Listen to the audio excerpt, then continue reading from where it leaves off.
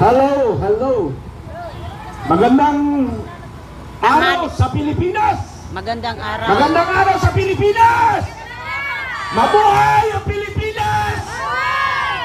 Mabuhay ang Philippine National Police. Mabuhay ang Armed Forces of the Philippines. At mabuhay tayong lahat.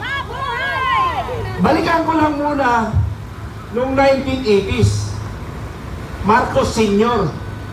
Ako ang tulad ninyo na sa lansangan na may hawak na kalasag. Kami ang nasa Ranger noon.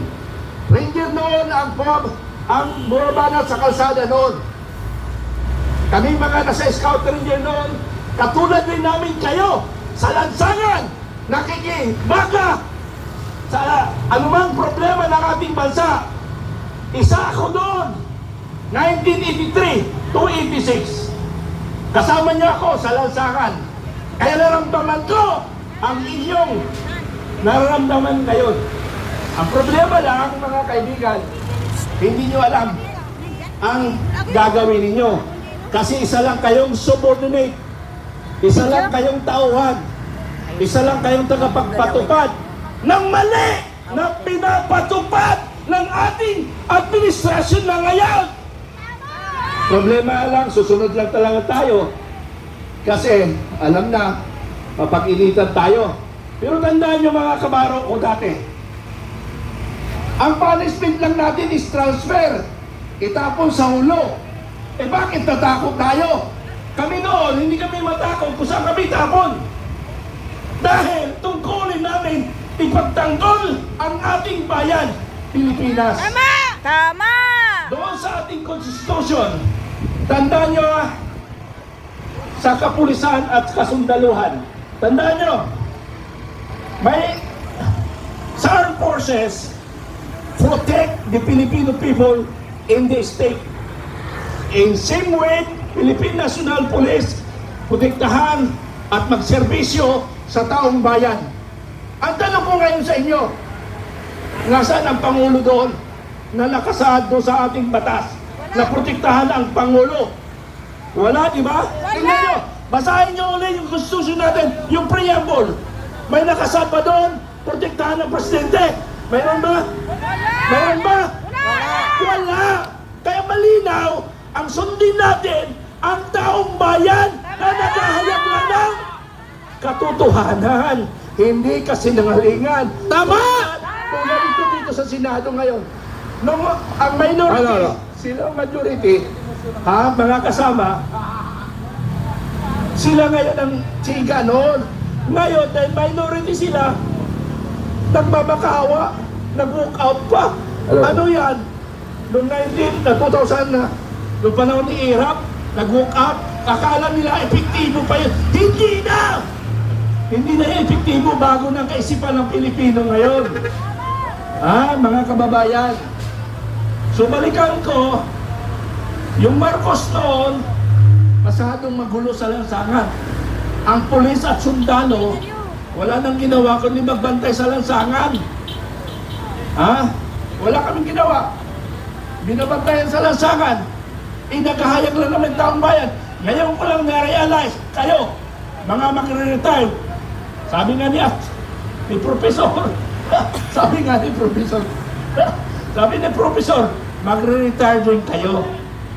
Alam niyo mga kaibigan, yung mga hintiran ngayon, na nakaupo lahat dyan sa mga aircon na yan, mga kabats ko yan. Mga kasabayan ko sila. Kaya nga lang nauna ako nag-retire, kasi matanda na ako naging officer. Kasabayan ko sila lahat. Halos lahat. Because I was CAD 1991 March. So kasabayan ko sila. May mga junior pa ako mga nandyan. Contemporary ko ang Philippine National Police Chief. Ang susunod na maging EFP, magiging junior ko na. Pero hindi ibig sabihin po mga kababayan, pinapaliwanag ko lang para ma-realize natin lahat na sabi nga ni Professor, lahat tayo ay magre-retire. Lahat tayo magre-retire. So isipin ninyo, ang sundin nyo lang, sumunod lang tayo. Pero huwag nyo pag-initan ang mga taong nagsasalita. Ngayon ko lang naintindihan. Ano? Ngayon ko lang naintindihan mga kababayan na yung nagsasalita pala sa lansangan ay naghahayag lang ng damdamin, hindi kaaway. Kaya nga, ang Philippine National Police, hindi sila nagkakaproblema pag tayo ang nasa lansangan. Tama! Kasi nga, marunong tayo magrespeto sa kanila kasi isa lang silang inatasan dito. Ano mga kaibigan? Kaya respetuhin natin ang Philippine National Police at ang MMDA. Uy! MMDA! Kumusta pala si General Torre? Kaibigan! General Torre! At least, general ka pa rin. Kaya lang, manager. Ano? Tagalinis ng kanal. Ha? Tagalinis ng kanal. Ay, hindi ko sinabi yan, ha? Hindi ko sinabi yan. Ako ang Torre! nagsabi. Hoy, General Torre, kamusta ka na? Kaibigan! Dati hinahamon kita ng barilan. Ay, hindi. Inahamon kita ng hanapin ang kalaban sa kabundukan. Dalawa lang tayo. 45 lang dala natin. Kasi nung pumunta siya sa Davao, with 45, with Armalite, ang dami mong tao. Magdadala ka pa ng baril. Magdadala ka pa ng baril. Hindi na kailangan nagdala ng baril. Kung ang tao ko nga lang na 100, hindi na ako nagdadala ng baril eh. Kasi nga, paano ako makikipagtutukan eh, ang gagawin ko lang mag-uutos. So hinamon ko si General Torre noon na hanapin namin ang kalaban sa kabundukan. Dalawa lang kami. Sanay naman ako na nag-iisa sa bundok na naglalakad eh. Ha? Pero ngayon, anong naihamon ko ni General Torre? Pasensya na lang kaibigan. Okay, patuloy tayo. Ang problema ngayon, dati, ang ginugulo natin Malacanang, tapos Kongreso, tapos Aguinaldo. Bakit ang krami hindi natin ginugulo? Big price, bakit? Ang krami, Aguinaldo ginugulo natin. Colonel, Oh, clarification lang po, hindi po tayo nang gugulo, kundi nagpapahayag lang po tayo Ay. ng ating saloobin. okay, salamat sa iyong correction. Baka makot tayo, ano? Naghahayag lang tayo ng damdamin. Kasi nga, sabi mo nga kanina, professor, ang sinasabi mo, mag-retired kayo. Kaya nga, ang hamon ko sa ang mga kabaro ko, ilang araw, mag-retired na tayo. Alam nyo, ang punot dulo ng problema ito, parang katulad din ito nung kwan. Katulad ito 1986, ano? Na yung kaguluhan noon, ang sinisisi namin si Pangulong Marcos, Senyor, bakit kami nasa lansangan, may hawak na kalasag? Kasi nga, lumakas kasi ang makakaliwa noon. Ano? Malakas ang makakaliwa noon. Kaaway talaga ng gobyerno makakaliwa. Yung Liberal Party, yung Communist Party of the Philippines, yun talaga kaaway ni Pangulong Marcos. Pero ngayon, iba. Ano, Professor? Iba na ngayon, di ba? Ngayon, yung Marcos Jr., siya pa nga ngayon, siya pa ngayon ang kasabwat ng national, kasabwat ng Communist Party of the Philippines, kasabwat ng gobyerno yan ha. Tandaan nyo mga AFP, PNP. Ang gobyerno ngayon, ang kakampi nila komunista. Tandaan nyo yan. Kaya ginigising ko kayo. AFP, PNP, NBI, Mika. Anong ginagawa nyo? Hinayaan nyo na lang na magiging kampi nilang NBI ng gobyerno? Ay, sos, baka pag gising natin komunista na tayo. So yung gusto sa demokrasya, away. Yung gusto sa komunista, na sundalo at pulis, doon na lang sila sa komunista. Kasi hindi sila papatayin Sila ang papatay so mag-aaway ang komunista at saka demokrasya. Yan ang mangyayari ngayon.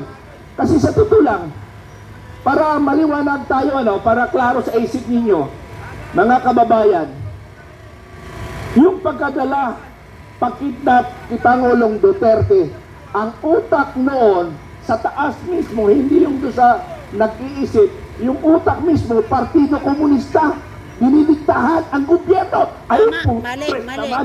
Bakit ganun ang nangyayari sa bansa natin? Ha? Bakit ganun nangyayari? ang nag-uutos sa gobyerno ngayon, komunista. Tama. Ikulong si dati Pangulong Duterte sa dahig. So, nagtulungan yung mga ungas na mga kabinete ngayon. Ha? Alam naman nyo kung sino yung nakapangalan dyan eh. Sino nag-isip? Kalimutan ko nga pangalan. Hindi ko napanggitin. Ang nasa ibabaw nun, utak nun, Partido Komunista. Sino utak nun? Si Trillanes! Nabayad! Dati idol ko si Trillanes, pinaglalaban ko siya. Ngayon pala punyeta siya. Utusan lang pala siya. Ha? Kung saan may pera, nandun si Trillanes. Anong klase may prinsipyo ka? Ako, hindi kayang bayaran ng anumang salapi. Dahil ako, nung ako'y tingin ang dami ng perang lumalapit patungkol sa eleksyon ng mga politisyan. Hindi nyo kayang bilhin ang aking pagkatao, kredibilidad. Ang number 1 kaaway ko ay magnanakaw. Sino bang politisyan ngayon? Hindi nila ngayon. Simula sa politika. Sino bang politisyan? I'm sorry mga kaibigan ha. Sino politisyan ang hindi magnanakaw? Sige. Lumabas ang hindi magnanakaw. Lahat yan magnanakaw. Kaya nga lang minsan, barya-barya at saka malita. Yung barya pa, pambigyan natin. Pero yung malita-malita, nako, Diyos ko po. Pero huwag kayo mag-alala. Pag ang Senado at naimbitahan ng 18 Marines o 18 brave soldier, lilitaw ngayon ang katotohanan. Magigising kayo ngayon. Magigising kayo ang totoo. At dyan mag-trace ang kaisipan ng Pilipino. Sa ngayon, marami Pilipino na naniniwala sa 125 million na magnanakaw si Inday Sara. Ngayon, pag naimbestigahan o napaimbitahan ang 18 Marines, 18 Marines sa Senado, doon nyo makikita sino ang utak niyan. Sino ang utak niyan? Tandaan nyo yan. Magbabagong kaisipan nyo. Magbabagong kaisipan nyo. Lalabas ang katotohanan. Pero bibigyan ko kayo ng initial, Bibigyan ko kayo ng initial. Ito ay witness. Ako ang witness mismo. Because I was then a diehard supporter of Marcos Jr. 6 million more or less ang naitulong ko sa Marcos during the campaign period. Ang kasama namin dyan sa campaign period, yung nagmamanage sa headquarters ng Marcos, si Mr. Martin Araneta at si Secretary Labdamio. Yun yung counterpart ko noon. Na ang akala ko mga kaibigan, ang akala ko kaibigan, na yung totoong kayamanan ni Marcos ipamamahagi sa mga mahihirap. Ipamamahagi sa mahihirap. Pero ang problema lang mga kaibigan, habang tumatagal, nakakalimutan yung napag-usapan namin. Naramdaman ko na iba na ang pakay ng administrasyon. Ano ang primary ng administrasyon ngayon? Una, investigasyon. Pangalawa, ubusin ang kaban ng bayan. Diri mo, from 7 trillion to 18 trillion plus. So, sa loob ng 3 taon, 11 trillion ang nalaspag ng gobyerno ngayon. Grabe ano? Wala pa sa natapos ang 6 years. 11 trillion na. 11 trillion na naubos nila. So naramdaman ko yun mga kaibigan. Dahil sabi ko nga sa inyo, ako ay may prinsipyo. Hindi kayang tapatan ng pera. Tandaan yan. Hindi kaya tapatan ng pera kahit trillion man yan. O baka sabi mo lang yan. Hindi ko kaya. Kasi nga, yung makontroversial lang ako ng 1,000 na nagsamantala ako, hindi ko na yon ikakatulog. Hindi na ako mapakali. Sa 1,000, yung pang trillion, tapos ibibigay ko sa mga anak ko, mga magiging walang hiya mga anak ko, mayayabang na lalabas. Ayaw ko anak ko na lumabas na mayabang. Maging simple lang sila. Yun ang turo ko sa anak ko. So patuloy ako mga kaibigan sa mga nangyayari sa ating bansa. dapat ang sisihin natin dito, si Pangulong Marcos Jr. sa kaguluhan nito. Bakit? Mahinang klaseng leader. Dahil sa mahinang klaseng leader, kanya-kanyang ahensya, kanya-kanyang kabinete, nakawan. Kanya-kanyang, kaya nga, hindi, sa totoo lang, tanungin ko kayo, mga kababayan, oy, si Senador Bato ah. First time ko lang nakita to si Senador Bato doon sa Davao nung ako'y umuwi sa mga kapatid ko sa Davao City. First time ko lang doon nakita ko siya. Okay. Ang may kasalanan talaga dito, si Pangulong Bongbong Marcos Jr. Bakit? Weak leader nga eh. Kanya-kanyang dukutan ng pera. Hindi niya kayang kontrolin. Pero tandaan nyo mga kaibigan ha, alam ba ninyo kung sino ang nagpapatakbo ng Pilipinas? Alam ba ninyo? Ha? Hindi. Sino? Ha? Hindi. Ha? Hindi. Hindi nyo alam? Kayo alam nyo kung sino ang nagpapatakbo ng Pilipinas? Ha? Sa mga ordinary citizen, alam nyo ba kung sino? Ha? Hindi nyo alam? Donald Trump! Sino? Sino? Sino nagpapatakbo? Oh, yung idea. Lisa Marcos. Ha? Lisa Marcos. Oo, malapit-lapit sa katotohanan. Ha? Si First Lady daw ang nagpapatakbo sa Pilipinas. Totoo yun. Pero mayroon pa nasa ibabaw niyan. Ha? Mayroon pa. Hindi nyo. Hindi iyan lumalabas sa kwento. Sa lahat ng vlog ninyo, sa lahat ng social media, hindi lumilitaw ang pangalan. Pero ngayon nyo malalaman kung sino. Okay. Sino? Bibigyan ko lang kayo ng idea. Kasi ito yung... Bakit? Si Martin Romualdez, ang tasking niya lang, ubusin ang pera ng taong bayan. Yun ang tasking ni Romualdez. Ngayon, si Cole naman, siya yung tagagawa. Implementor. Pagpubos ng kaba ng bayan. Oh.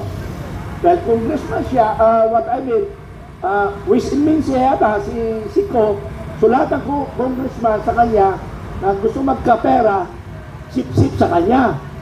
Yung ilan lang hindi nagsip-sip sa kanya, parang 10 lang yata na congressman.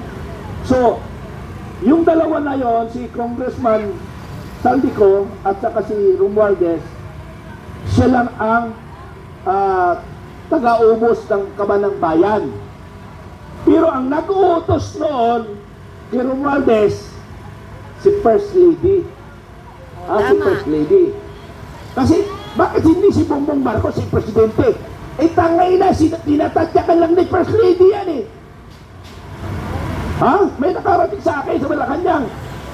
Tinadyakan yan, harap ng mga tao. Manahimik ka. Ha? Hindi. Ito, kwentuhang kwan lang ito kwentuhang Maritisan, Marites. ordinaryong pag-uusap. Marites na na. Ordinaryong pag-uusap lang. Sinong Andres Tisaya dito? Si Marcos. Sino Andres Tisaya dito? Yung mga pulis at sundalo. Sino Andres Tisaya? Ako lang ba ang Andres Tisaya dito? Ha? Andres Tisaya ako sa loob ng bahay. Kasi pag hindi ako nagpa-under, ano Andres? Ako lang, ay, hindi ako nagsabi niyan. Pero pag sa labas, hindi siya pwedeng makialam sa akin. Trabaho ko na yan, ako ang masisira. Ang nangyari sa ating First Lady, sa loob at sa labas, under pa rin. Yun ang masaklap ngayon. Hindi, marami nangyari sa pulis at sundalo. Nakikita ko yan eh. Nagbisita ako sa kampo eh. Ang sika doon yung message eh. Totoo yun. Grabe. Pero sa akin dito yung mangyari. Under lang ako sa loob ng bahay. Clearance ko lang kay General. Sino ba nakakilala kay General Palparan? Yung nakakulong. Ha? Yung nakakulong. Yung nakakulong. Okay, General Palparan. Yes. Berdugo ng bayan. Sabi Yes. ng makakaliwa, di ba? Yes. Berdugo ng bayan. Dapat palabasin na yun. Matapang siya. Yes. Sa labas. Pero pagdating sa loob, lukod yun. Walang tapang nun, sa totoo lang. Kaya kasama ko siya sa Under Visaya. Ngayon, dali natin sa kwento ngayon sa bansang Pilipinas. So kung ganon ang mag-asawa, maapektuhan talaga ang pangsyon ng lalaki. Tama hindi? Tama. Kasi nga, yung gusto niya mangyari, ayaw ng asawa, nag-iisip siya ngayon, gawin ko ba o hindi? So nagulo sa sa decision, bahala na kayo mag-decision kung anong maging decision. So, balik tayo, ang nagpapatakbo, binanggit ko na ha. Oy, Senado! Senado! Senado, makinig kayo! Ha? Alam nyo na yun! Kaya lang hindi nyo mailabas. Kasi kwentong barbero lang yun eh. Kaya hindi nyo pwedeng ilabas. Ha? Pero alam nila yun. Ha? Alam nila yun. Ha? Mga senador, mga kaibigan. So, dapat mapalitaw nyo na ganun ang nangyayari sa ating bansa. So, bakit nila pinipigilan magsalita si Romualdez?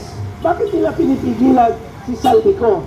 Bakit nila pinipigilan yung 18 Marines ng administration? Bakit?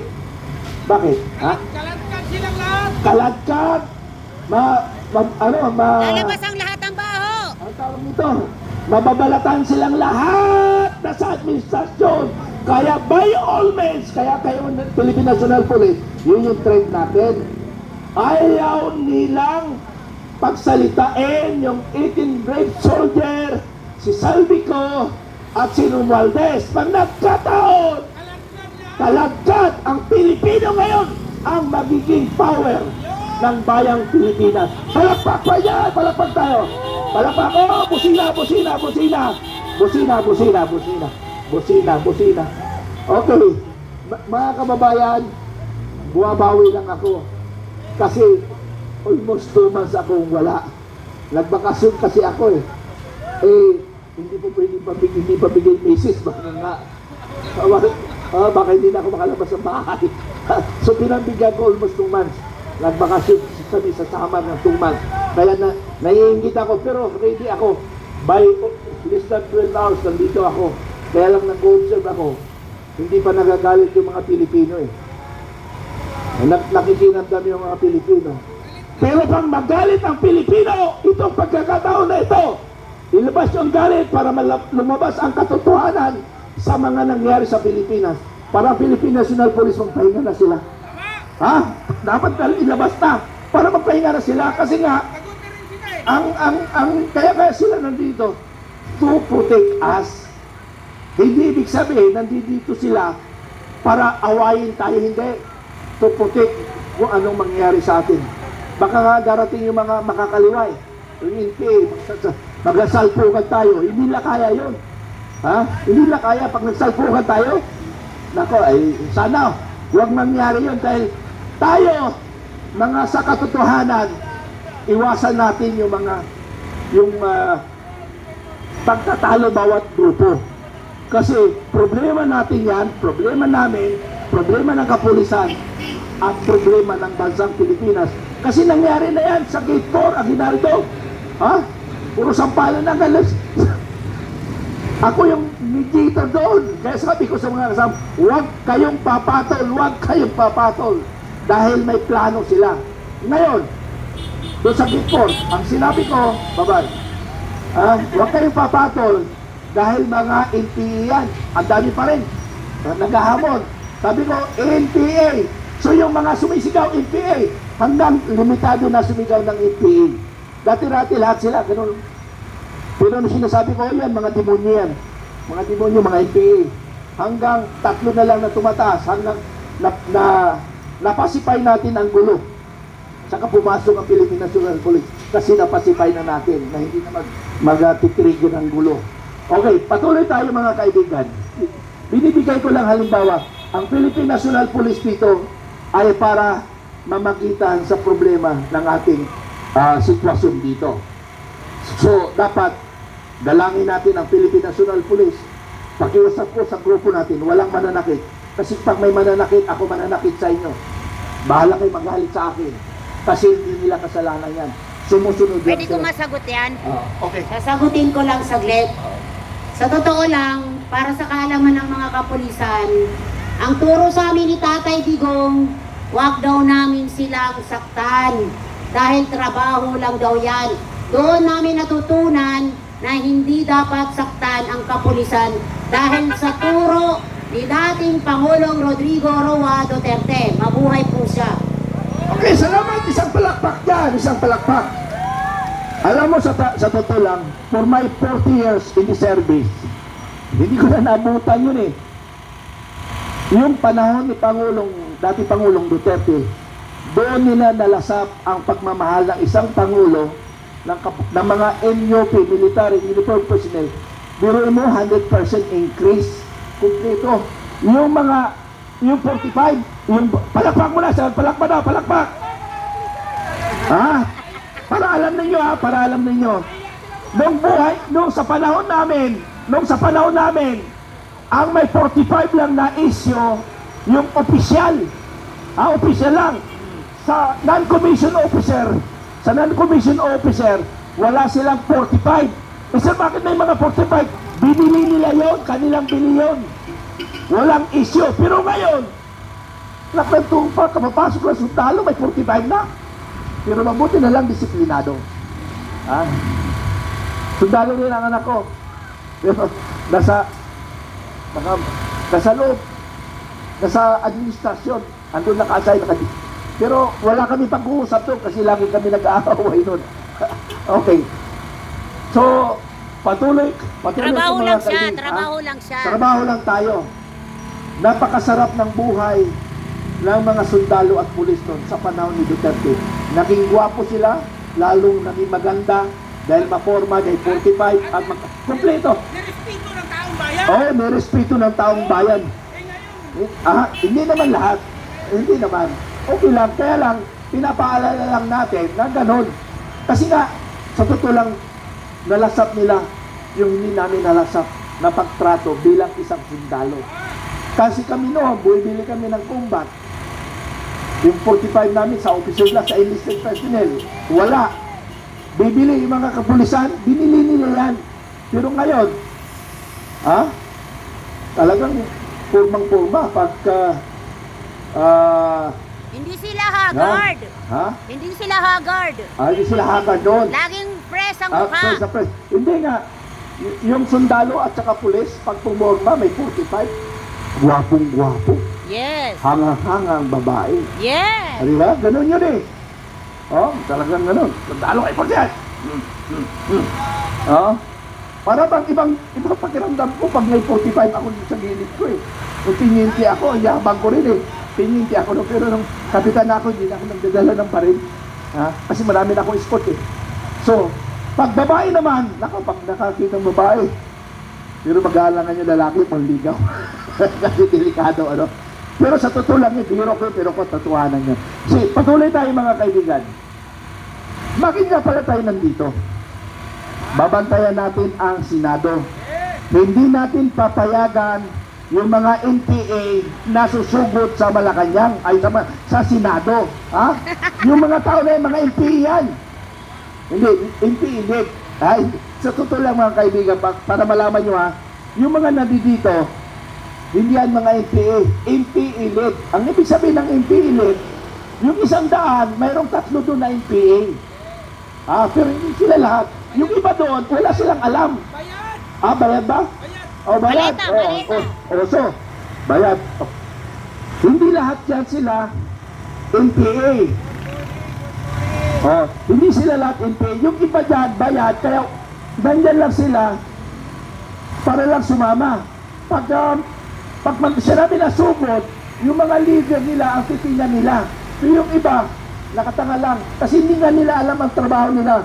Pero pag komunista, NDF, Makabayan, Liberal Party, ay, Diyos ko po, magiging problema ng pulis yan. Okay, para sa lahat din, para alam ninyo, Philippine National Police and mga mamamayang Pilipino,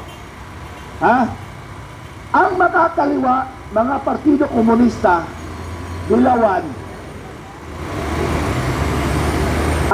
pag nag-rally sila, pag nag-rally ang mga makakaliwa, take note niyo mga kapulisan, alam ko marami hindi alam nito. Hindi sila satisfied, hindi sila accomplished the mission kung walang gulo ang kanilang rally. Tandaan nyo, ulitin ko ang makakaliwa, ang NPA, ang pakay nila doon, gulo. Gulo, kaya pag may nag-agitate dyan, ang hanap nila gulo, para pag nagkagulo, sino ang sisihin? Kapulisan. Kapulisan ang sisihin dyan. Kaya wag yung sasakyan pag ginagalit kayo ng mga makakaliwa. Ang purpose nun, para tayo ay magkagulo. Pag nagkagulo, ang sisihin ang gobyerno. Kaya, tandaan ninyo mga kasama, ganun ang pake nila. Noong panahon namin, 1983 to 86, may mga backpack sila, dala, ang mga kaliwa. Ang laman noon, puro bato. Puro bato. Nasa gitna yun, ihagis doon sa mga kapulisan, sundalo, para pag may natamaan, siyempre pag tinamaan ka kaya sa ulo, ano kayang gagawin mo? Magagalit ka, mananakit ka.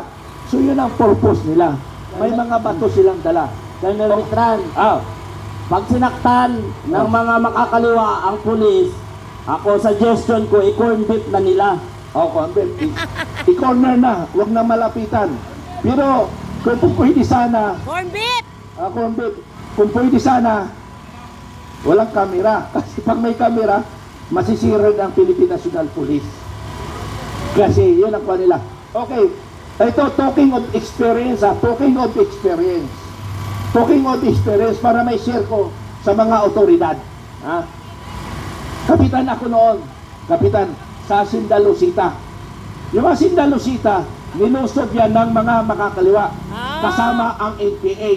So yung mga 2005 yata yun, nilusog nilang Hacienda Luisita! ang Sindalusita, nilusog nila ang Sindalusita ng NPA. Pero karamihan doon mga masa na hindi alam. So ang nangyari, nag-form ang Northern Luzon Command, ang front, National Police, normally sila yung peace and order, support yung armed forces. Eh ngayon, nung madami na yon, may may 7 namatay. Problema, yung namatay na 7, nasa gitna. Nasa gitna yung 7 namatay.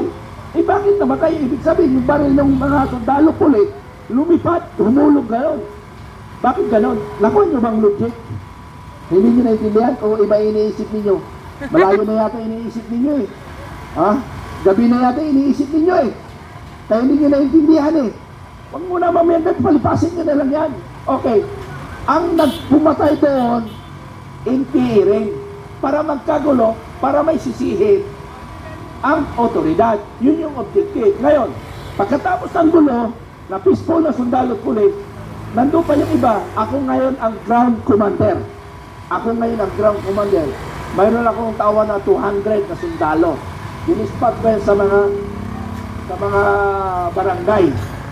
Out of 7 barangay, 2 lang na sundalo ang nakapasok sa barangay. Yung 5 grupo ko, tinatawag namin platoon, hindi makapasok sa barangay. Kasi nga, puro makakaliwa ang nasa barangay. So sabi ko, ganito ang gagawin nyo. Kung saan kayo pwede magtayo ng tent, kung saan kayo magtayo ng tent, doon kayo maglagay ng tent, parang anay ba, pagapang, hanggang makarating kayo sa barangay hall. So ganun ang nangyari mga kaibigan.